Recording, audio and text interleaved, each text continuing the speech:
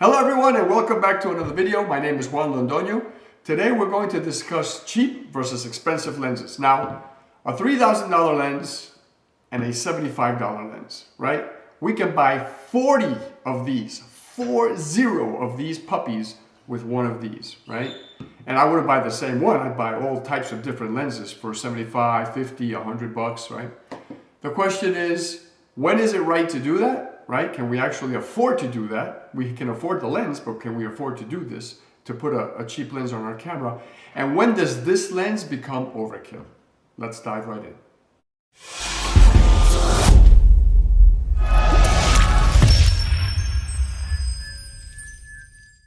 I'm not going to supply images in detail of either of these, and we're not going to pixel peep these because the review isn't about the two lenses in particular. It's about the philosophy between using one or the other, okay?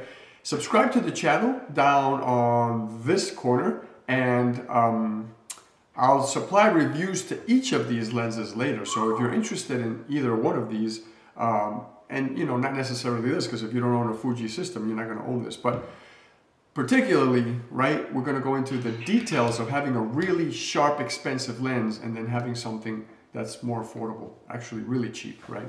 So if you want to subscribe to the channel, I'm going to do a bunch of reviews on expensive, inexpensive lenses, and you can start to see the difference and if one or the other is suitable or overkill for you. I will, however, supply some images taken with maybe not these two lenses, but a whole range of expensive and inexpensive lenses as we're getting through this video, so hang in there.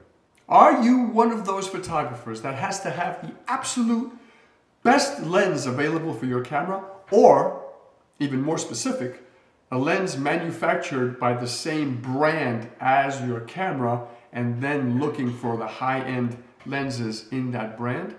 If so, if you're one of these photographers, stick around because my goal here is going to be to change your mind slightly, or at the very least, open your eyes to some possibilities. I'm going to attempt to make this a very thorough video covering different digital formats because the truth is, these lenses, a cheap lens like this, is going to behave differently on different sensor types, and so will this really expensive lens, right? So we definitely have to cover the different formats. I'm going to try to make this as brief as possible, but I also want to be as thorough as I can. Let's start with micro four thirds and a crop sensor. Specifically, I have a Canon M6 Mark II. Now, believe it or not, this little thing on here is a lens. You take this cap off. Look at this. This is a true pancake. They call it a UFO lens, right? This is a tiny little thing. Look at this, right? So this is a cheap lens, by the way. This is a $50 lens. So exactly what we're talking about in this video, okay? So this is not micro four thirds. Micro four thirds is even smaller than this. This is crop sensor, right? Canon crop sensor. So let's talk about these lenses. Expensive versus cheap, what I can get away with on this system. Now, what do the sensors do on these particular systems? Today, at the making of this video, a crop sensor is going to be on the new cameras anywhere between typically 20 and 40 megapixels, okay? Yeah, as you get older, you'll find 16 and 12, and we're talking about the cameras coming out today, right? Crop sensor cameras between 20 and 40 megapixels. Now, why is this important? It's important because with today's technology, even these little cheap lenses, right? Even these little cheap lenses, right? And this one is from 7 Artisans, if you can see that, right? These little cheap lenses can support a 20 megapixel sensor with no problem. So a lens like this can resolve 20 megapixels. Now, will it resolve 30 megapixels? Probably not, right? And definitely not 40. But if you have a 20 megapixel camera or a 16 or a 12, these little cheap lenses are going to be fine, right? You're probably not even going to see a difference between a good lens and these cheaper lenses. And by good, I don't mean these are bad. A more expensive lens, whether it's your manufacturer, right? In this case, Canon. So a Canon lens that's worth $300-400, or the $75 lens on this system. This is a 32 megapixel system. I might see a little difference, right? Because now we're talking 32 megapixels. But for example, the Canon M50 is 20 megapixels. If I'm looking at that camera, this lens is probably going to be no different than the Canon lenses on that camera, because even a good Canon lens is going to be limited by a 20 megapixel sensor, right? So this lens probably very easily can resolve 20 megapixels. So on that system, does it make sense to pay $300-400 for a Canon lens, or can you use this? Now, keep in mind, this is manual focus. So if you're only into autofocus, it's a no-brainer. They do make autofocus cheap lenses, but now you're talking 200, 150, right? Some of the better Canon autofocus lenses for this camera are 400. So you're still saving money. And the question becomes, are you losing quality? Probably not a whole bunch. Probably not a whole bunch for what you need to do. But we're going to go into details. If you're looking at the new Fuji cameras, for example, 40 megapixels for a crop sensor, now buying a $75 lens and putting it on there, now you're looking for something very specific. You're looking for a little more character coming from your pictures, right? Maybe even a little more intentional softness. We're going to talk about this in a minute.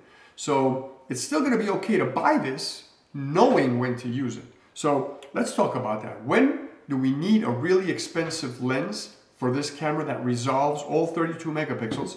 And when can we get away with something like this, which is going to be more for less formal, more casual, maybe a little more fun, right? So let's talk about that right now. When do we need better glass? Well, even for a camera like this, 32 megapixels is not bad, right? Our DSLRs from back then were going up to 36 megapixels, and we thought, oh my God, that's too much. It's going to eat up my hard drive. Well, this is already 32 megapixels on a crop sensor. So I have some notes here. When do we need the best glass possible, right? Well, product photos, if you're taking pictures of products that are going to be sold, maybe enlarged, right? Definitely the best sharpness you can get. Archival, if you're documenting documents, if you're photographing documents that are very old for libraries and for archival purposes, you definitely want a lens as sharp as you can get, right? You don't want to play around with focus problems in that case. And if you can get autofocus or manual focus, I don't think it matters as much. The point is that lens needs to be sharp. Sharp landscapes. Landscapes in general need to be sharp, right? When you go to shoot a landscape, you want end to end, not so much in the corners, but you want overall, you want that sensor to be really good, right? And you want a really good lens that gives you corner to corner sharpness. So there it's going to be a little more important for us to invest in a really good piece of glass. And then much of paid work is going to fall into this category. Not all, because we're going to go into that in a second, but much of our paid work is going to fall into, you're doing a wedding, for example, and you're way back there and you have a telephoto lens. You want it to be sharp. You want that couple, because you can't be in the middle of the whole thing. You're going to be standing a little further back, right? And then when you do finally get in, you have a little more flexibility. If you're doing the portraits, when you go for a walk with the couple and you're doing some portraits, then you can start experimenting with something a little softer. But for those candid shots, people celebrating the actual event, you want the sharpest pictures you can get, and you need quick autofocus. So a slightly better lens is going to make a difference. On that note, when can we afford to use the cheaper equipment, right? The cheaper lenses. And not just the cheaper lenses, but older. We may not even be looking at a $75 brand new lens. I may be looking at a lens that back in the 80s cost $300 or $400, and I can get it now for $100. We're going to talk about the difference between cheapness and character from old lenses in 1 minute. Hang in there. But right now, let's cover when can I use this on the crop sensor camera. Portraits we talked about, right? Portraits are a little slower. You don't really need that autofocus. You can take a second to manual focus the eyes or whatever, and you have focus peaking on most of these new cameras. So it'll tell you when you're tack sharp, right? So for portraits, we're going to go into the details in a minute. With the higher resolution cameras, like 60 megapixels, when you have a really, really good lens and you focus on the eye, you start to see the pores and hairs coming out. You see hair follicles, hairs coming out of the pores. That's not an ideal situation for a portrait. That's not considered glamorous in anybody's book. And what you're going to have to do is you're going to have to spend a whole bunch of time in post-production cleaning up those pictures. I don't want to do that. I would almost rather just put a slightly softer focus lens like this on the camera, right? And soften the pictures down. What people are doing is they'll take a really sharp lens and then they'll put mist filters on it and they'll go in post-production and soften it a little. What's the point? You spend $3,000 on a lens and you can't take advantage of the sharpness because it's showing too much. So portraits is one situation where these softer focusing lenses, and you know, it's not because they're softer focusing, they're sharp, but on a 30, 40, 50, 60 megapixel sensor, these are not going to resolve those high megapixels. So they're going to seem like they're a little soft. But on a 20 megapixel camera, this is a sharp little lens, right? So you see the difference there. Family outings. I go out with my family, I'm having fun with my camera. This is a wonderful camera. I can set everything on manual. This is a manual focus lens. I put this little lens on this camera, and it ends up being a beautiful little combination. You see that, right? So no pressure. The pictures are already going to be sharp enough, right? For family albums, for social media, perfect. Your pets at home, definitely you don't have to go crazy. Now, would you want autofocus? Not if they're sitting around and they're posing for you. One of these lenses is absolutely fine. Street photography, big topic here, right? Street photography, a lot of photographers are using these now because what they do is they'll put this thing on f8, f11, f16, and they just sit back and take pictures, right? So you're doing like, kind of like range focusing, right? You're focusing things that are far away anyway, right? And then you don't have to think too much. But you still have focus peaking, right? So you can still technically look at your screen and adjust for whatever you want to focus. But these are actually really good for that, especially because many of these little lenses are opening up to 1.4, 1.2, and the camera, you know, the company lenses like Canon for this, in this case, go down to like f2, right? So there are a couple of them that go down to 1.4. Now you're talking, you know, $400 to $600, $800 for these little lenses. Where if you're willing to manual focus, you take this little thing out and it does a wonderful job. For street photography, the sharpness of this is more than adequate. Social media, no brainer. Social media, you don't need the sharpest lens in the world because you're going to be looking at pictures on a phone typically. So something like this is perfect if you're willing to manual focus. If you need autofocus, you're going to pay a little more. But these cheaper lenses are more than fine. An older lens from a vintage camera that you have, a film camera, put on this with an adapter, perfectly fine. So just keep in mind, no matter what camera system we're looking at, crop sensor, full frame, large format, digital sensor, the point is the same. If your megapixels are lower, putting a cheap lens on is going to be barely noticeable from an expensive lens. As the megapixels start to climb, 30, 40, 50, 60, putting a cheaper lens will be more noticeable, okay? Because it's going to be a more limiting factor, because it's probably not going to resolve more than 20 megapixels. So at that point, you're going to start to see more of that character that you want from these lenses, like softer focus and stuff like that.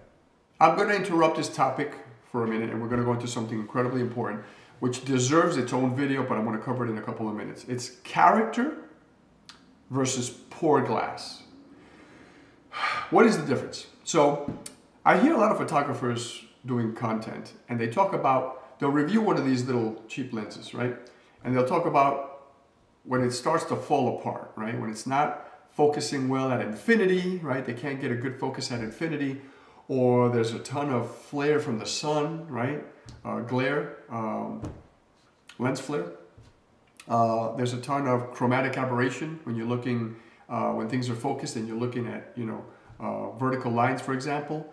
When there's a lot of vignetting around the edges, when it's extremely soft around the edges and sharp in the center, they start to call this character, right? And there's a fine line between character and just bad glass. When a lens can't focus properly, like at infinity, to me that's not character. That's just a poorly designed lens, okay? When a lens has extremely high levels of chromatic aberration, which is you look at something and it's got little coloring along the sides, right, fringing, that to me is just a bad design, right? And people can argue this. No, I consider that character, right? Because a really, really expensive lens doesn't have that. Well, yes, correct. You're paying for an expensive lens not to have that. I don't want any lens to have that. So what is character? Well, if I take one of my 80s lenses, 70s lenses, right, that I've purchased, either that I had for my film cameras or I've purchased since, and I put it on this camera, it's going to give me slightly different color hues because the coatings in those days were different. The glass in those days were different, right? And when you were shooting on film, you had that filmic look. You keep hearing that nowadays. A filmic look, right? Or a cinematic look, because it looks like a movie. And they're both different, by the way. These are not the same. A lens can give you a filmic look. It can give you a cinematic look. Sometimes they give you both. So those old lenses had a lot of character. They focused really sharp. Sharpness was really, really good. Chromatic aberration was very good. You know, when you looked into the sun, that the flare spots, whatever, very controlled. So they were good lenses, but you put them on a camera today, they have character because the color hues are different. They're slightly a little either greenish or yellow, very slightly, right? And when you look at the pictures, they look like pictures were taken in the 80s or 90s, which are fantastic, right? If you want that character, you buy an 80s lens and you put it on one of these cameras, and you're paying $100, $150 for a lens. Yes, you're going to have to manually focus it, right? Or you can get into the brand new autofocus lenses from the 90s, which will still work with an adapter on these, assuming you have an adapter that has the contacts, right? So all in all, just keep in mind there's a difference between character and just poor glass. You don't want to get into poor glass. It doesn't matter what you do, right? Poor glass, you can justify it and say, I don't really need it. I have some reviews coming on some $25 lenses that to me start getting into the poor glass category. Are they fun? Yeah. If you're not looking for anything too detailed, too focused, you can have a lot of fun with a $25 lens. It's going to give you a retro look of a disposable camera that has a plastic lens. So if you get into that, not a problem if you know what you're getting into, right? Other than that, we're going to keep away from bad glass. We're going to look at lenses that have character. And typically the new lenses, right, coming out of China, don't have a lot of character. They're trying to be as sharp as they can. The glass is as clear as it can. It doesn't have color hues for all practical purposes. So they're trying to be good lenses, right? Character is what I'm talking about, the hues, maybe a little bit of vignetting can be considered character. Some of these do have that. So just keep that in mind. I'm going to do a review of an Oreo lens. And it's called an Oreo lens because it looks like an Oreo cookie. It's a $25 lens. I'm buying this lens with my own money because I'm curious about it. And it's one of those that is bordering on just a poor lens, right? This is what I was talking about. So hang in there, subscribe, like I said, for the review, and get to see if this is something you would want to put on your camera or not. Let's get into the second category, full frame. I didn't bring my full frame sensor camera down here for the video. But I think we all know what it looks like. It's a Canon R5, Canon R6. Sony has a whole line of full frame sensors. So does Nikon. Well, Fuji doesn't. They make crop sensor and large frame. They don't make full frame. They don't compete in that market. But you can find full frame cameras, everywhere. It's the most popular camera type, and all our lenses are defined by full frame standards. So I look at this lens. This is a 25 millimeter, but on my crop sensor camera, it doesn't act like a 25 millimeter. We say it's a 40 millimeter equivalent, right? And that's equivalent to what? In full frame format. So full frame, 40 millimeter equivalent, right, on this camera. So full frame is that important. All the lenses are judged by full frame because it's basically what the 35 millimeter film cameras used to shoot, and that's the standard for today. Some of the full frame cameras are now up to 60 megapixels. Sony has been developing full frame sensors for a little while now with 60 megapixels or above. So when you put a cheap little lens, we already talked about that, right? And it only resolves 20 megapixels, it's going to be more noticeable on that 60 megapixel camera. However, it doesn't mean that it's bad. Again, you have to know what you're getting out of these lenses. That Sony 60 megapixel full frame sensor is going to be really nice with this lens depending on what you use it for. So I'm not saying it's going to be a bad lens for that camera, it's just going to be more of a noticeable difference.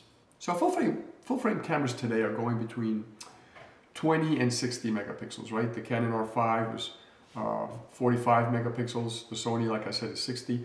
We're talking about today, right? We haven't discussed 5 years from now, 10 years from now, full frame cameras, if they're still around. We don't know if even that format's going to be around, but I'm assuming it will be. We may be looking at 80, 85, 100 megapixel sensors. So it can really go crazy, right? But right now, the making of this video, 20 to 60 is about the range for full frame sensors. Many of the reasons for buying good glass for a full frame is the same as the crop, right?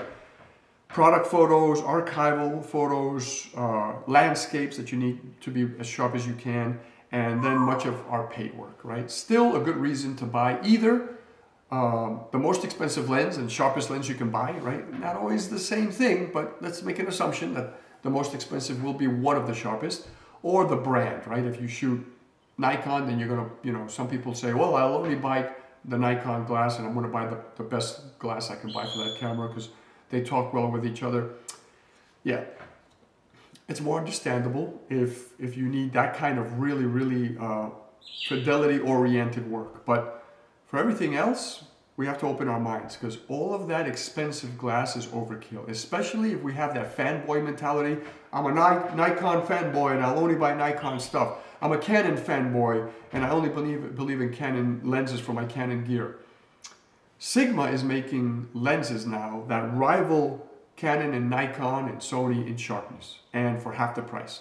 So you really need to start watching reviews, because when you watch the pixel peeping reviews, they'll show you side by side what both of those lenses do, and it's impossible to ignore it. You can't, right? Can we be stubborn and ignore it? Yeah, we can be stubborn and ignore it and pretend like those videos don't exist.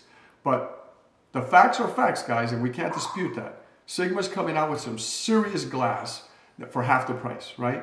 And if you're not doing ultra high-end professional work, then what you're doing is you're throwing money away. Money that you can use to buy another lens, money for your family vacations, money for a ton of other stuff that we need.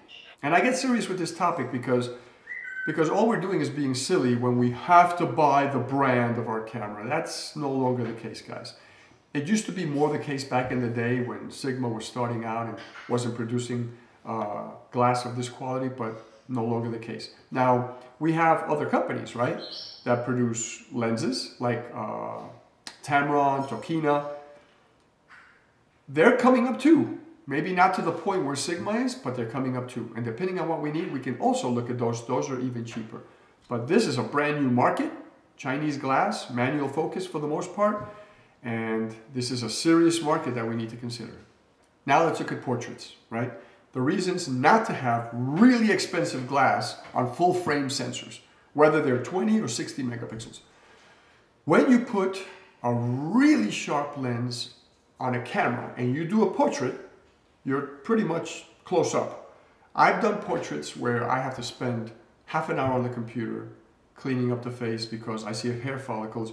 The dude that I photographed shaved in the morning. I'm shooting him at noon and he's already got little hair follicles. And the lens, this lens is so sharp that I shot my daughter with it standing in front of the house. And she was looking at me catty corner, and on the driveway was my red pickup truck. When I went to 400%, now we're talking large format, 100 megapixel camera, right? And this lens resolves those 100 megapixels cleanly and easily.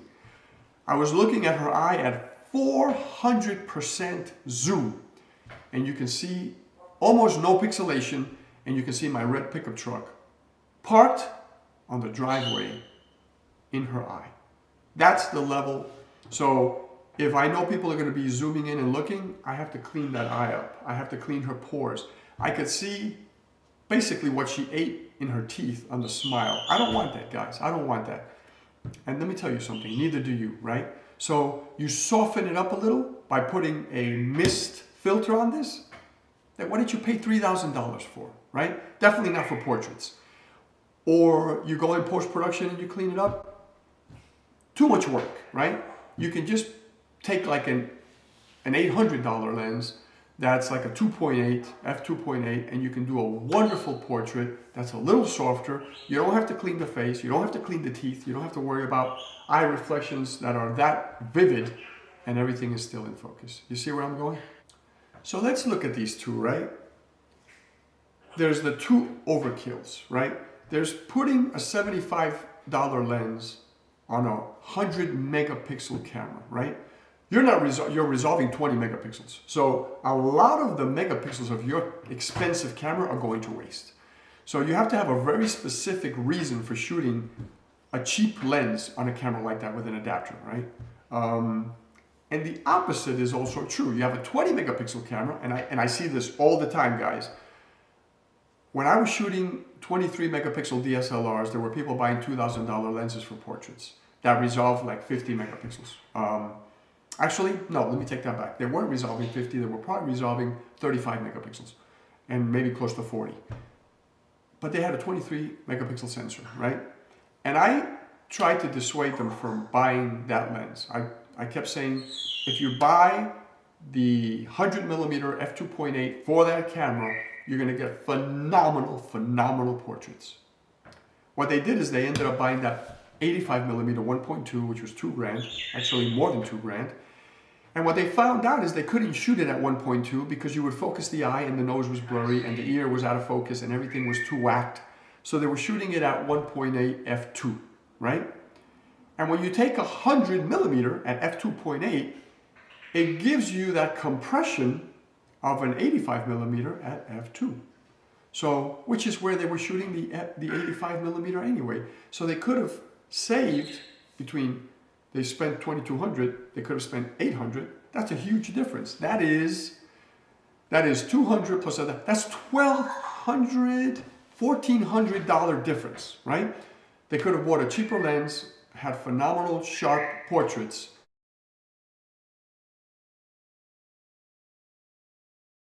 and at f2.8, the nose, the ear would have been focused, and everything behind and in front would have been out of focus. It would have been the perfect portrait, right? So this is where I'm going with this. There's extremes, right? A small sensor, like a 20 megapixel, 30 megapixel sensor, with a lens that resolves 50, 60, 80 megapixels, 100 megapixels, 150 probably, is overkill, guys. So don't blow your money if you don't need to. All that said, if you still want to play around, you have a 100 megapixel camera, and you want to put a 20 megapixel resolving sensor, piece of glass on it, you do it, right? If you're going to play around. As long as you know you're playing around and that you might get stuff that's not completely desirable, then you know, right? It just got dark outside and the light got darker, so interesting. So we talked a little bit about this, right? But I want to make it a specific topic here, which is sensor versus glass matching, right? And I just talked about it.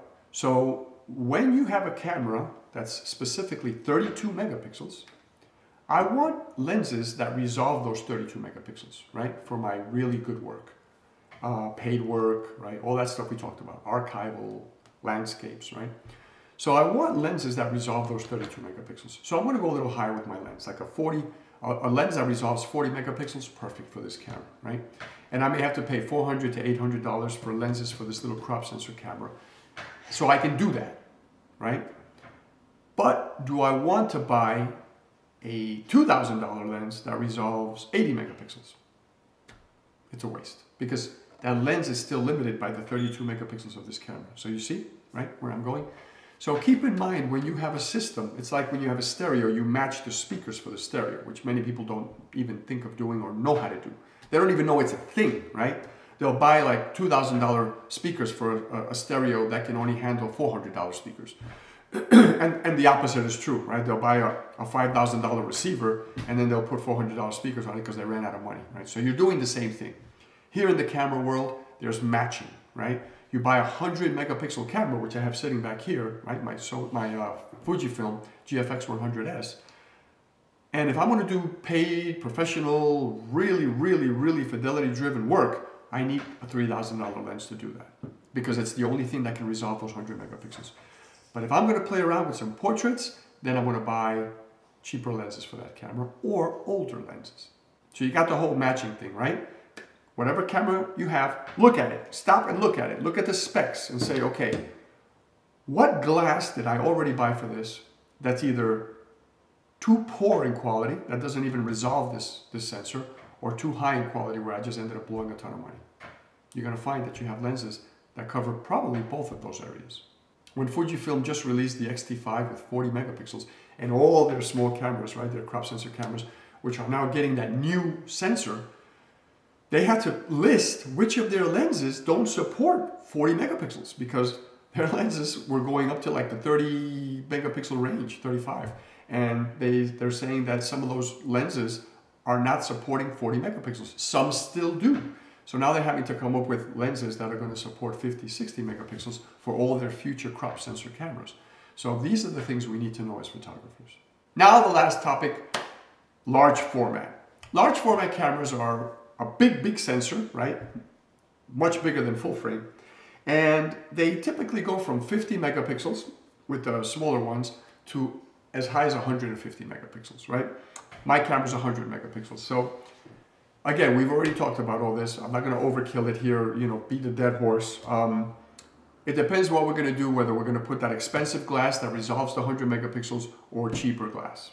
So what are, obviously there's a ton of good lenses for the system that are all in the $1,500 to $3,000 and actually beyond $3,000 range. But when can we afford to put cheaper glass? Let's keep something in mind. Cheaper glass, even Chinese cheaper glass, made for that camera today, is still starting in the $500 range. One of the lenses I want for that camera is $600. Made for that camera, it's $600. I know it's not going to resolve 100 megapixels. It's a lens coming out of China, manual focus, but it's a really good focal length, and I'm considering buying it. It's a $600 lens, right? So we're not talking $75 anymore, right? But we're not talking $3,000, right? There's a big difference. I already bought a 17 millimeter Laowa, which on that camera acts as a 13 millimeter, so very wide. And it was a Chinese lens. And I paid $1,000 for a manual focus Chinese lens for that camera that does not resolve the 100 megapixels. But it does a really good job, right? I can use it for landscape. It probably resolves 50 megapixels. So it's good enough for when I can't get that really wide, then I'll just put that lens on, right? I'm inside Grand Central Station. I need the widest view I can get, or any cathedral or church or something like that, right? Synagogue, temple. I'm going to put that lens on it. I'm going to put it on a tripod. It opens to f4, I think, but on that camera it's like an f3.2. Put it on a tripod, doesn't matter at that point, right? Leave it open for as long as I need, and I'm going to get a very wide, sharp enough, and I can do some post sharpening, right, with all the software we have now and AI stuff. So really it's less of an issue for me, right? But my point is, even the cheap lenses for that camera are not $75. We're starting at $500, $600 up to like $1,000. So even those are more expensive, but still in the grand scheme of things, much cheaper than the Fujifilm lenses, which can handle the 100 megapixels. What else works good for that camera? I bought a couple of old vintage, we call them now vintage, lenses from the 80s for the medium format film cameras. And let me bring those down real quick. I actually have two Mamiya lenses and two Pentax lenses. This is what it looks like in the bag. I just bought the Mamiya, one of them. This is a Mamiya 250 millimeter f4.5. So I have to do the conversion. I had this all down. On that camera, well, I still multiply by 0.8. So this is a 200 millimeter, about f3.8 or something like that. These are really cool lenses. What I like about these old lenses is, right, everything is manual, right? Here I am struggling with this thing. Can I even, oh, wow, look at that. So to take this off, you don't spin the cap, you actually spin the lens, and then you remove the cap. These are beautiful, beautiful lenses, as you can see, right? This is in mint condition. I know you can't appreciate that here, but this looks like it was never used, right? Of course, it's a manual focus lens. It's a manual focus lens. Well, actually, yes, it's a manual focus lens, but it's not a zoom lens, right? It's a prime. But this was made for medium format film cameras, and the size of the negative was bigger than the sensor on this camera. So this might very well come very close to resolving the 100 megapixels on that Fujifilm, right? But now we're getting into character because it's fantastically sharp. Let's assume that it resolves 75 megapixels. It's still close enough. But because I told you the coatings on these glass elements were different back then, the glass itself was different, right? Maybe it wasn't as clear as it is today, right? So they give you a wonderful personality when character, right? When you're looking at those pictures, they look like they were shot in the 80s, right? But they're shot with a brand new sensor. When I take pictures on that camera with the Fujifilm glass, it looks very clinical, right? The blues are blue, the whites are white, everything is sharp. It looks like you can't get any sharper. It looks artificially sharp. That's how sharp it is. It's artificially sharp. Put one of these lenses on it, it gives it that character. Now it looks like a photograph. I don't even know how to describe it, right? You photographers that are doing this out there know what I'm talking about. So that's the kind of glass, right? The kind of glass you want to put on a camera like that is glass made for that, even though it's coming out of China. So like I said, $500, $600, $1,000, still cheaper than the Fujifilm glass. And these retro lenses, my Pentax lenses, which I have right now on my 6x7 camera. I have two of those, and I have two Mamiya lenses. I don't have the adapter for the Mamiyas yet for my Fuji, but I do have the Pentax adapter. But I cannot wait. I cannot wait to use this camera. This is amazing. I'm super excited. I can use this on other systems as well. So my point is, when you buy an expensive camera like that resolves a sensor that has 100 megapixels, you need glass that's going to be close to it. And if you're really going to do something this cheap and put an adapter on that camera, be prepared for tons of vignetting and just stuff that, that might not be desirable. But again, if you're playing around, it doesn't matter. In summary, depending on the type of photography that we are doing, $2,000, $3,000 lenses that are extremely faithful to color and super sharp might actually be a burden. I hope you can see that by now.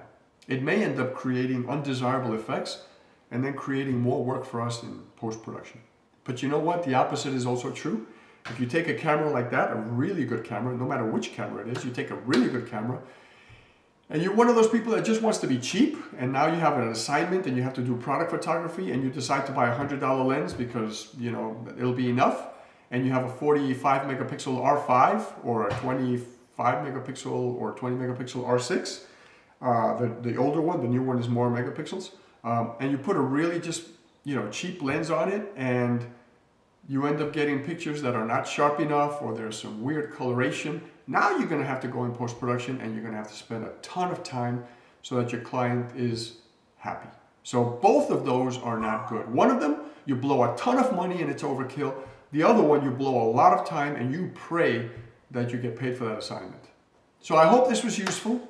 I hope that you understand the delicacies of, when to use these cheaper lenses, when not to, when an expensive lens is overkill, and the different things that we talked about here, which one of them was camera and lens matching. Please keep that in mind. That's another video I have to make all on its own. Whatever camera you have, look at the megapixels and buy your lenses appropriately, right? Don't overkill it and don't go too cheap, right? Unless, like I said, unless we want to play. I have like 12 lenses for this little camera because they're all 50, 100 bucks, and I'm buying them to do reviews for the channel. Luckily, I can afford to do that. I cannot afford to buy $2,000 and $3,000 lenses to do reviews for this channel because I just can't, right? I have to go and rent them, and even that's expensive after a while. This, it's mine. I can use it. This is supposed to be one of the sharpest little lenses under 100 bucks made, right? Like I said, 25 millimeter f1.8 on this little camera. It's going to act as a 40. Wonderful for walking around New York City, Chicago, whatever city I hit next. And I am excited to go hit the streets with this little thing. But you see what I mean? It's a lot of fun. I'm excited about it. What did I pay? 75 bucks? I can't go wrong. If one day I decide, hey, it's been 2 years and I haven't picked it up, put it on the market and I'll probably sell it for 75 bucks. The other quick thing was character versus poor glass. When you're watching reviews and you hear a photographer say, this lens has a lot of character, ask yourself, is it character?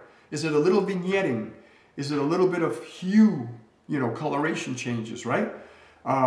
Does it make things look retro, old, right? That's character. Or is it just a crappy lens that can't focus properly, that's full of, all kinds of issues, right? Two different topics. Have a wonderful remaining part of your day, evening, morning, wherever you are in the world.